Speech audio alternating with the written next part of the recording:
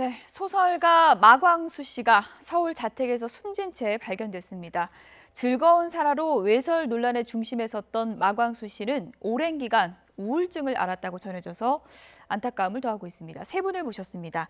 김병민 경희대학교 개건교수, 이종훈 정치평론가, 그리고 하재근 문화평론가 모셨습니다. 세 분 어서 오세요. 안녕하세요. 네, 하재근 평론가님. 네. 한 번쯤 또 책을 읽어본 분들도 많을 테고 네. 강의를 들은 분들도 많을 테고 어쨌든 네. 갑작스러운 별세 소식에 충격받은 분들이 많은 것 같습니다. 그렇죠. 그러니까 예. 마광수 교수, 마광수라는 이름 자체를 1990년대를 지내온 사람 중에는 안 들어본 분이 거의 없을 정도로 예. 거의 한 시대를 대표하는 키워드 중에 하나였고 그리고 한국 사회에 본격적으로 성담론을 시작한 대표적인 선구자 중에 한 분이었는데 예. 이번에 이제 갑자기 별세 소식이 들려오니까 사람들이 충격도 받고 마지막에 또 굉장히 불우한 시간을 보냈다고 해서 후배들이 굉장히 안타까워하고 있습니다.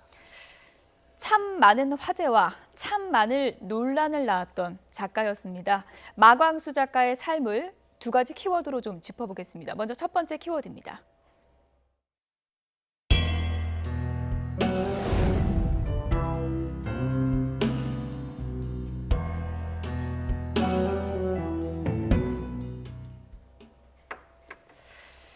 즐거운 살아. 이 작품은 어떤 작품이라고 할 수 있는 걸까요? 이종훈 평론가 나와 계신데요. 예술과 외설 사이 어떻습니까? 마광수 작가의 작품 세계를 표현하는 좀 단적인 표현이다 이렇게 볼 수 있을 것 같은데요. 우선 예. 그러니까 이분 작품이 문학적으로 뛰어나다. 예를 들어 뭐 표현 면에서 뭐 그랬다라고 보기는 어렵습니다. 그리고 이제 그 문장 자체도 굉장히 간결하게 이제 하고 굉장히 직설적인 표현을 이제 예. 쓰시는 그런 편이기 때문에 그런 측면에서 어떤 그 문학사에 기여를 했다 이렇게 우리가 평가 내리기는 어려울 것 같습니다. 그래서 그 반면에 그러니까 굉장히 외설적인 표현을 이제 많이 하긴 했는데, 예. 그러니까 뭐 요즘 흔히 하는 말로 약간 좀 고급스럽게 표현했다. 뭐 그런 점이 조금 이제 그 좀 다른 점. 예. 그래서 상당히 이제 그 당시에 이제 눈길을 많이 끌었던 거고요. 그러니까 이른바 이제 뭐 사실 포르노성 그런 뭐 소설이라든가 그런 뭐 글들이 요즘에도 굉장히 많지 않습니까? 또 뭐 그런 또 유의 뭐 그 웹툰도 굉장히 예. 많고 이제 한데 그런 거하고는 좀 이제 확실히 결이 다른 건 분명하죠.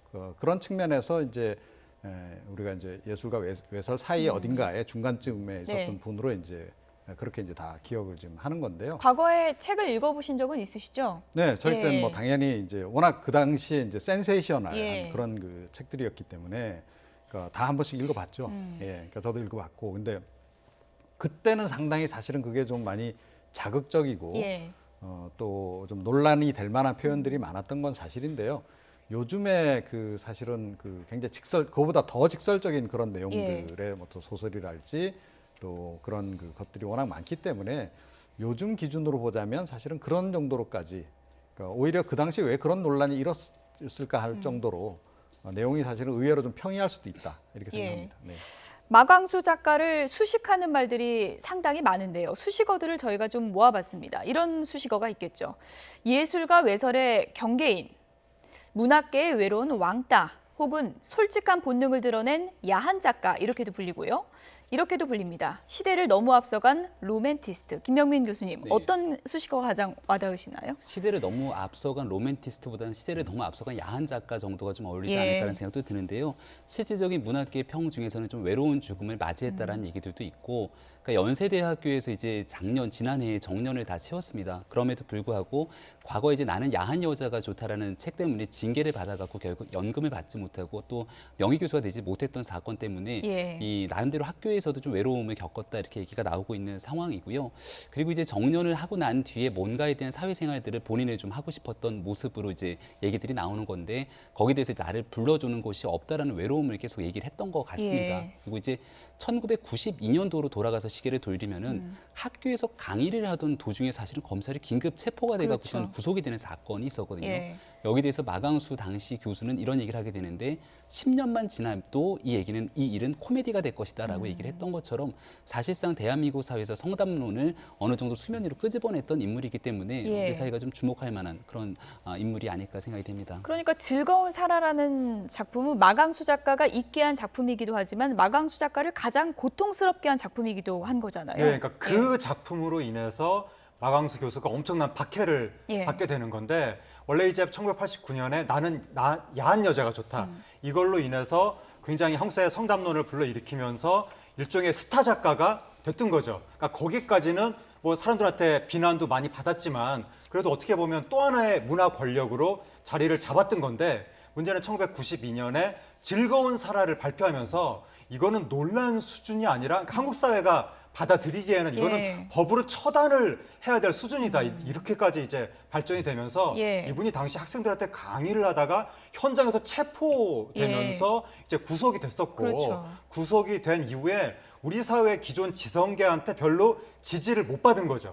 그래서 감옥에서 풀려 나온 다음에도 이분이 일종의 지식계 왕따를 당한 거 아니냐. 그분이 거기에 대해서 굉장히 좀 한이 맺혔었고 대법원에서는 최종적으로 유죄가 나왔었던 거죠. 예, 95년에 최종적으로 유죄가 나오면서 지식계 왕따 더하기 단순 왕따가 아니라 물리적으로도 예. 대학 교수직에서 해직도 됐던 거죠. 그러니까 상당한 고난이 있었고 이분이 그래서 내가 한참 일할 나이인 40대에 예. 그렇게 법정 투쟁을 하고 해직되고 이러면서 시간을 다 흘려보냈다. 그러니까 예. 평생 그게 한으로 남았고 그때 우울증하고 대인기피증을 얻어서 그 이후에 복직이 됐는데도 다시 치료받느라고 또 휴직하고 또 복직하다가 또 휴직하고 결국 그 우울증이 끝까지 예. 치유가 안 되면서 이번에 좀 극단적인 선택까지 하게 된 것으로 그런데 보입니다. 사실은 이 시대 배경에 대한 이해가 좀 필요합니다. 예. 그러니까 이 즐거운 사라가 나온 게 이제 91년도인데요. 네. 그때 이제 사실은 이제 군사 정권 시대로부터 문민 정부로 넘어가는 그 시기예요.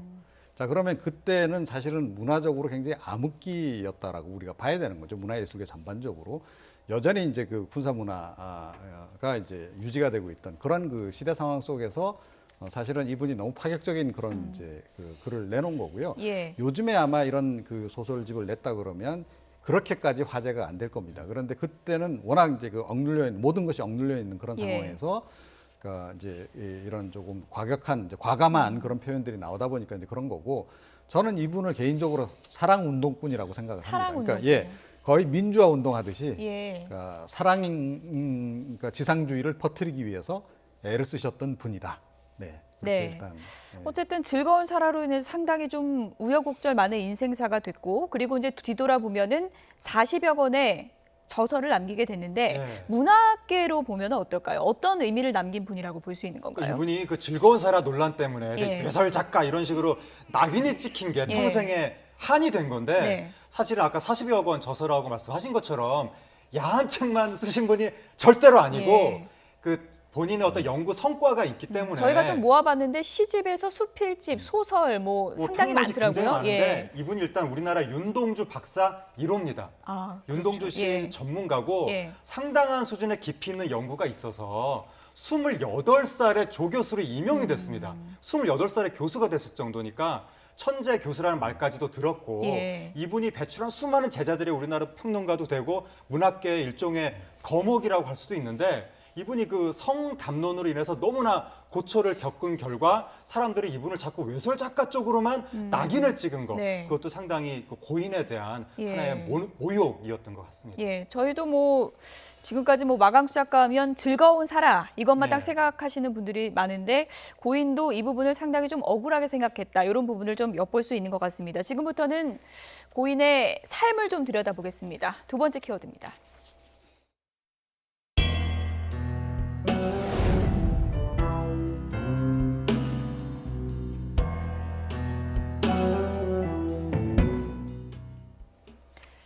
너무 억울하고 한스럽다. 최근 작가의 인터뷰 내용부터 좀 보고 가겠습니다.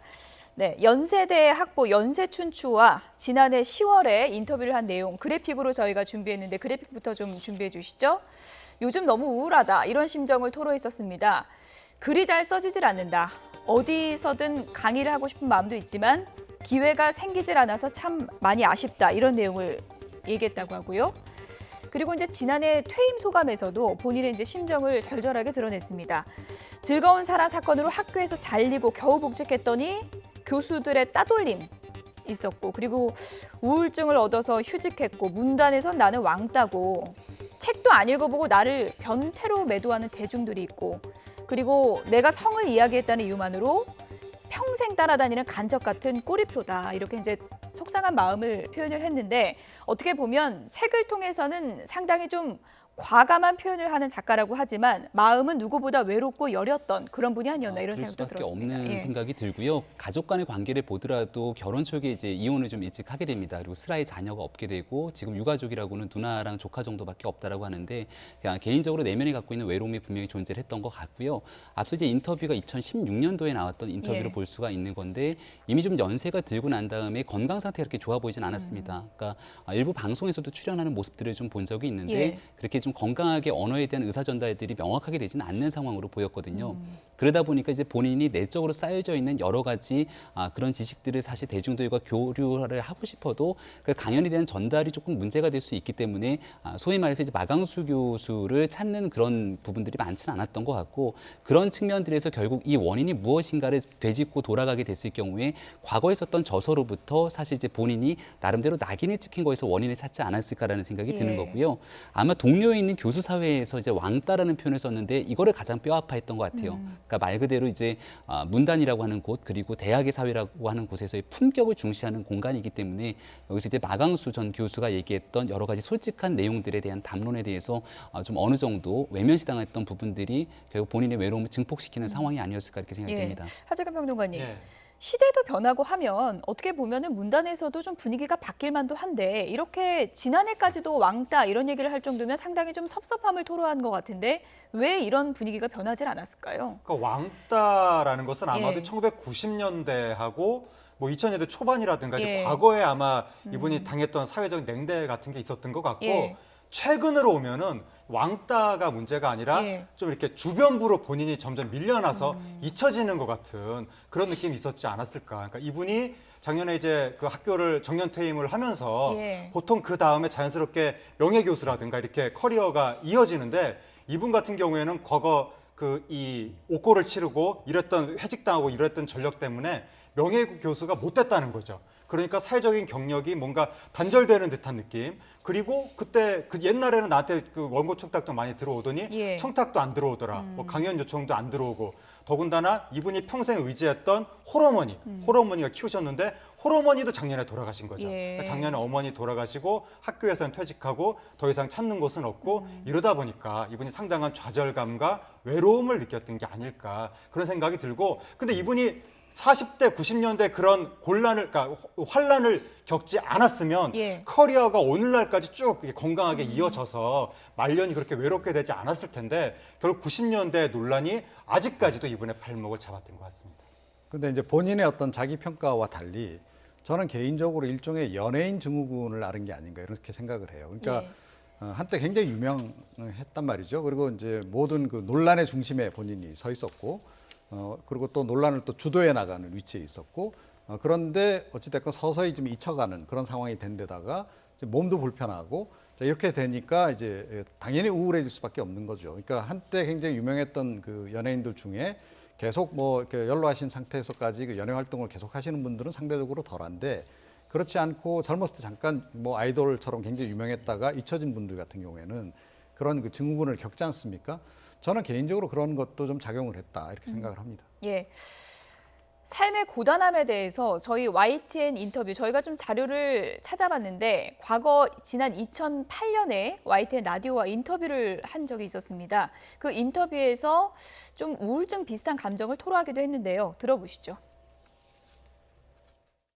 제가 우리 과에서 이제 고참입니다. 고참. 네.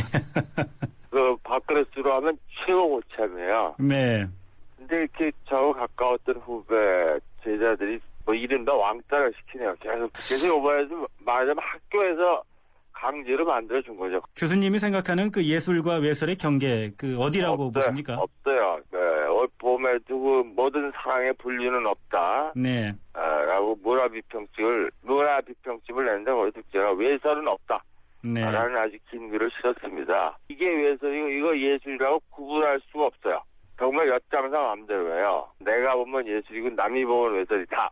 뭐 이웃나라 일본에서는 오히려 즐거운 사람가 베스트셀러가 되고 칭찬을 받았거든요. 윤동주 시인이 지금 살아있어서 우리 교수님의 시와 소설들을 보게 된다면 어떤 평가를 내렸을까요? 저는 비슷하다고 늘 얘기하죠. 윤동주 시인은 뭐 저항시인으로 제가 보지 않았습니다. 네. 그래서 성적으로 풀어놓게 됐어요. 윤동주 연구에서. 그 다음에 아무리 시를 이렇게 한 줄 한 줄 읽어봐도 저항한 구석이 없어요. 네. 거기가 내면의 고백입니다. 고백. 글쎄요, 뭐 이 부분은 동의하시는 분도 있고 아닌 분들도 있겠지만 윤동주 시인과 나는 솔직한 고백이라는 점에서는 공통점이 있다. 이렇게도 이제 예. 얘기를 했습니다. 그러니까 마광수 교수가 윤동주 씨를 그 일종의 성적인 코드로 해석한 것에 대해서는 이견이 많을 수 있는데 예. 내면의 솔직한 고백이라고 그런 점에서 공통점이 있다라고 하는 것은 뭐 그럴듯하다고 고개를 끄덕일 수 있는 거죠. 물론 그 내면의 내용에 있어서는 차이가 있을 수도 있지만 그러면서 이제 마광수 교수가 하는 이야기가 예. 그 윤동주 시인의 시대도 그렇고 자신이 살았던 시대도 그렇고 우리들 내면의 솔직한 고백을 있는 그대로 받아줄 수 있는 시대가 아니었다. 예. 그렇게 이야기하면서 그러니까 예. 마광수 교수 스스로 자신이 시대와 불화하고 뭔가 자신이 점점 외로워지고 그런 것에 대해서 윤동주 시인한테 약간 좀 감정이입을 하면서 예. 스스로 좀 동일시하는 그러한 정서가 있었던 것으로 예. 보입니다. 이분이 이제 생전에 남긴 어록이 상당히 많고 거친 표현도 많은데 나는 저항한다, 고로 존재한다 이런 얘기도 하지 않았습니까? 그렇게 네. 이제 저항하는 마음을 갖고 있었지만 늘 사람을 그리워했던 것 같아요. 그렇기 때문에 이제 예. 외로움에 대한 얘기들이 많이 나오고 있는 거고요. 뭐 저항에 대한 얘기 중에는 결국은 이 사회를 향해서 사실상 그 겉으로 끄집어내지 못하고 있는 성적인 얘기들을 좀 많이 해보려고 하는 시도들이 있었던 것 예. 같고 이 마광수 전 교수 같은 경우가 본인의 인생에서 갑자기 이렇게 좀 성적 담론을 끄집어낸 계기들이 있었다고 합니다. 그러니까 홍익대학교의 교수로 임용이 되고 나서 한의학에 심취했다 그러는데 그 당시에 인간의 가장 기본적인 욕구가 성욕이다라는 것들을 좀 깨달았다고 하고 그 다음부터 이와 같이 이제 음양사상과 카타르시스 이런 책을 쓰면서 사실상 성적 담론들을 끄집어냈다라고 하는데 이게 이제 우리 사회에서 그 당시 90년대에 쉽게 받아들이기 어려웠던 상황이지만 예. 지금은 또 시대가 많이 바뀌었기 때문에 마광수 전 교수에 대한 여러 가지 평들이 예. 사실 과거와는 좀 다른 상태로 흘러갈 수도 있다라고 보여집니다. 마광수 작가를 추억하는 네티즌들의 글이 상당히 많이 올라왔는데 저희가 몇 개만 좀 추려봤습니다. 함께 보시죠. 네, 시대를 잘못하고 난 천재다 이렇게 이제 평가하시는 분들도 꽤 많았습니다. 교수님의 명복을 빕니다라는 글이었고요. 그리고 윤동주 시인을 거론하는 분이 상당히 많았는데요. 인간 윤동주에 대해 정확한 논문을 써서 대한민국에 윤동주라는 큰 별이 있다는 점을 알려준 교수, 참 아까운 분이 가셨다라는 글도 있었고요. 그리고 오늘 책 다시 펼쳐보는 분들 상당히 많을 것 같은데 이 책을 또 보면서 고인을 추모하는 분들이 많았습니다. 그러니까 시인 윤동주가 아니라 뿐만 아니라 인간 윤동주에 대해서도 지금의 반열로 올려놓는데 큰 공을 세운 예. 건 분명한 거죠. 이분이 우리나라 윤동주 박사 1호니까 박사 논문을 윤동주 시인으로 쓰면서 그러니까 윤동주 시인의 시를 성적으로 해석하고 이렇게 된 건 나중 일이고 예. 젊었을 때는 우리가 흔히 이제 그러니까 그러니까 이렇게 정식으로 일반적으로 생각하는 그러한 윤동주 시의 연구를 한 것이고 이분이 한 연구에 젊었을 때 했던 그 바탕이 오늘날 우리나라 교과서의 윤동주 시인의 해석에 예. 그대로 지금 바탕이 되고 있다. 이런 말까지 나올 정도니까 예. 그 윤동주 시인의 시세계를 대중한테 널리 알린 상당한 문학적 공로자다. 예. 이렇게 평가를 할 수도 있는 건데 예. 이런 부분들은 거의 다 이제 잊혀지고 나중에 외설 작가 하나로만 이게 딱지가 딱 붙은 게 상당히 이분한테도 유감스럽고 이분을 좋아하는 제자나 후배들한테도 그 부분이 상당히 좀 한이 되는 것 예, 같습니다. 평론가님께 끝으로 간략하게 좀 예. 여쭤볼게요. 그 즐거운 사라 나왔을 당시하고 지금하고도 또 분위기가 많이 달라졌고 그리고 네. 또 10년, 20년 지나면 네. 또 다른 평가가 나오지 않겠습니까? 네. 어떤 작가로 기억이 될까요? 그 이분은 그 작가도 작가지만 우리나라 1980년대 말에 90년대에 나타나는 성담론을 본격적으로 시작한 성각자였다. 예. 전위, 예. 아방가르드였다. 이렇게 아마 기억이 될 것 같고 예. 요즘 젊은 사람들이 그때 옛날에 난리가 났었단 말이야 하고 옛날 책을 찾아보면 에게 막 이러면서 이 정도 가지고 그렇게 예. 우리나라가 발칵 뒤집혔단 말인가 예. 이런 생각을 하면서 우리가 문화적인 표현을 가지고 금지해야 된다, 뭐 사회가 이러면 큰일 난다 이렇게 논의를 하는 게 얼마나 허망한가. 불과 몇 년만 지나면 아무것도 아니게 될 텐데 뭘 지금 그걸 금지를 하고 난리를 칠 것인가. 좀 젊은 세대가 그런 생각을 할 것 같고 지금 이 마광수 교수가 자신의 그 문학은 이 금지된 것에 대한 도전이다. 창조적 불복종이다. 이렇게 이야기를 했었는데 불과 얼마 전까지 우리나라가 금지된 것에 도전하고 불복종하는 사람을 블랙리스트로 탄압하고 이런 전례가 있기 때문에 이제부터라도 예. 문화적인 표현으로 불이익을 당하지 않는 그런 나라를 만들어 가는데 마광수 교수의 예. 이번 좀 화제가 하나의 계기가 될 수 있을 것 같습니다. 네. 독자들의 가슴 안에 각자 다른 의미로 마광수 작가가 기억이 될 것 같습니다. 하재근 평론가님을 여기서 보내드리겠습니다. 고맙습니다.